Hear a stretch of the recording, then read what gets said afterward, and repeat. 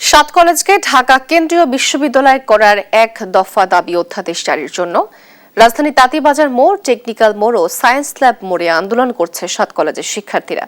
বিস্তারিত জানাতে science lab থেকে সরাসরি যুক্ত হচ্ছেন আমাদের সহকর্মী হিমেল। হিমেল, সেখানকার সর্বশেষ কি অবস্থা এবং যান চলাচলের পরিস্থিতি বা এখন কেমন দেখছেন?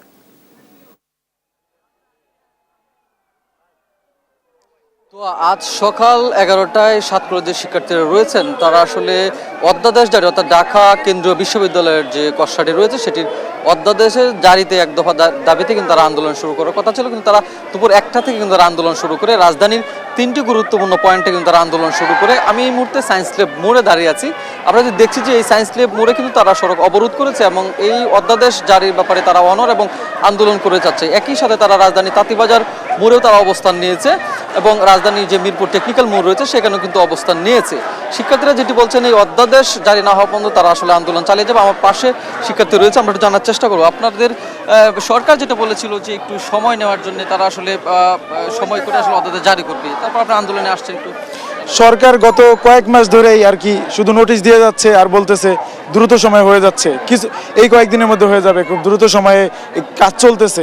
তো এই দ্রুত সময়টা আসলে কবে, শেষ কোথায়? আসলে আমরা তো এর অপেক্ষা করতে করতে আমরা আসলে ধৈর্য আর রাখতে পারছি না।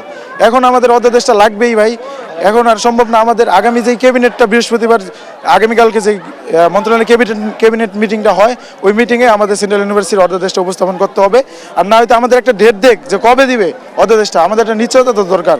কোনো ডেট নাই, কিছু নাই, দ্রুত সময় হচ্ছে, এটা কোনো মানি হয় না ভাই। ধন্যবাদ। উনি যেটি বলছিলেন আসলে অধ্যাদেশ জারি না করে আসলে জারি তারা এই অধ্যাদেশ আদায় না করে আসলে তারা বাড়ি ফিরবে, তেমনটা বলছেন। আমার পাশে আরেকজন শিক্ষার্থী রয়েছেন, আপনি একটু তো আন্দোলন রয়েছেন, আপনি জানাবেন যে আসলে এই অধ্যাদেশ জারির ব্যাপারে আপনারা আসছেন, সরকার তো আসলে সময় চেয়েছিল। আসলে সরকার, আমরা যতবারই রাস্তায় নামি সরকার ততবারই তারা সময় চায়। আসলে সময় চেয়েছে, তারা বিলম্ব করছে। সময় চাওয়াটা মানেই হচ্ছে আরও কিছুদিন দেরি। আর আমাদের কিন্তু আগামী 12ই ফেব্রুয়ারি হচ্ছে নির্বাচনের আগে আমাদের অধ্যাদেশটা আমরা চাচ্ছি। নির্বাচনের পরে কিন্তু দেশ অস্থিতিশীল থাকবে, আর নির্বাচনের আগে যদি আমাদের অধ্যাদেশ দিয়ে দেয় আমরাও রাস্তা ছেড়ে দেবো।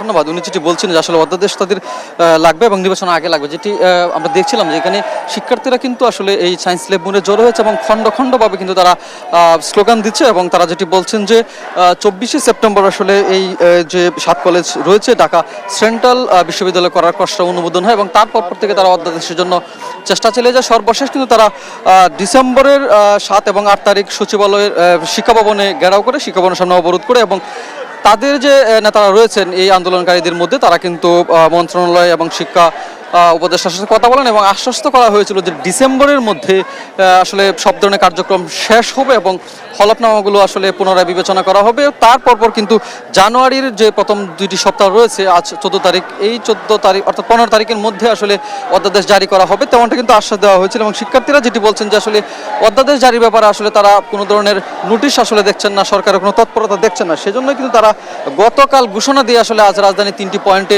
যেটা আমি আগে বলছিলাম যে রাজধানীর তাঁতীবাজার মোড় এবং সায়েন্স ল্যাব এবং মিরপুর টেকনিক্যাল মোড়ে কিন্তু তারা অবস্থান নিয়েছে এবং অবরোধ করে রেখেছে রাস্তা। আমরা যেটি দেখছি যে যানবাহন যেগুলো রয়েছে সেগুলো কিন্তু একদম স্থবির হয়ে আছে এবং এই যে মিরপুর থেকে সায়েন্স ল্যাব অর্থাৎ নীলক্ষেতের যে রাস্তাটি রয়েছে সেটি সহ শাহবাগ এবং ধানমন্ডির দিকে যাওয়া যে রাস্তাটি রয়েছে সেটিতে কিন্তু কোনো যানবাহন চলাচল করছে না। তবে অ্যাম্বুলেন্স যদি আসে তখন সেগুলো কিন্তু শিক্ষার্থীরা নিজ দায়িত্বে পার করে দিচ্ছেন।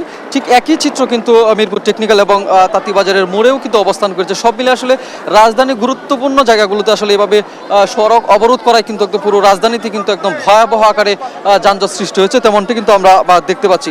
অন্যদিকে শিক্ষার্থীরা যেটি বলছেন যে আগামীকাল উপদেষ্টা পরিষদের বৈঠক হবে, সেখানে যেন এই অধ্যাদেশের ব্যাপারে কথা হয় এবং সব মিলিয়ে আসলে যেন তাদের এই বিষয়টি তুলে ধরা হয় যে তাদের এই এক দফা দাবি যেটি তারা জানিয়ে আসছিলেন সেই বিষয়টি যেন তুলে আনা হয় এবং সেই সাথে তারা যেটি বলছেন যে এই অধ্যাদেশ আদায় না হওয়া পর্যন্ত আসলে তারা আন্দোলন চালিয়ে যাবেন, তেমনটা কিন্তু আমরা এখানকার শিক্ষার্থীদের কাছ থেকে আমরা জানতে পারলাম। এবং এই মুহূর্তে কিন্তু সায়েন্স ল্যাব মোড়ে অবরোধ চলছে এবং রাজধানীর আরও 2টি গুরুত্বপূর্ণ তাঁতীবাজার মোড় এবং মিরপুর টেকনিক্যাল মোড়ে কিন্তু অবরোধ চলছে এবং যানবাহন কিন্তু একদম স্থবির হয়েছে। রাজধানী সায়েন্স ল্যাব থেকে এই আন্দোলনের বিষয়ে এই ছিল আমার কাছে সর্বশেষ তথ্য।